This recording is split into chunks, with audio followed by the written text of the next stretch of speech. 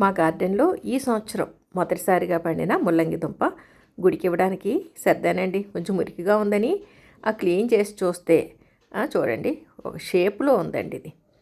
అలా ఏదో కొడవల్లాగా కనిపించింది. తీరా చక్కగా కడిగి చూస్తే ఒక పిట్టలాగా ఉంది చూడండి. పిట్టనాలా అదే ముంగీసేమో అండి. ఈ మధ్య ముంగీస్ అది కనిపించింది మా గార్డెన్లో. అలా ముంగీసలా ఉందనుకోవాలేమో.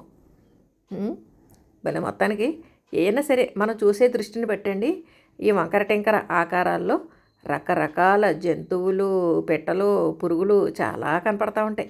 మొత్తానికి ఇది మాత్రం ఒక చిన్ని పిట్ట అనుకోవచ్చు. లేదంటే ఈ మధ్య నేను చూసిన ముంగిస కళ్ళ ముందే కదులుతుంది. ఆ రకంగా ముంగిస కింద కూడా అనుకోవచ్చండి. ఏదేమైనా కానీ చక్కగా హెల్తీగా ఉంది కదండి. ఈ ఆకులు కూడా మనం పప్పులో వేసుకుంటే చాలా టేస్ట్గా ఉంటాయండి. ముల్లంగి హెల్త్ పరంగా కూడా చాలా మంచిది. సులువుగా కూడా పండించుకోవచ్చండి. మన గార్డెన్లో పండించినప్పుడు ఏ జాగ్రత్తలు తీసుకోవాలి ఏంటన్నది పెద్ద వీడియోలో డీటెయిల్గా చూపించానండి.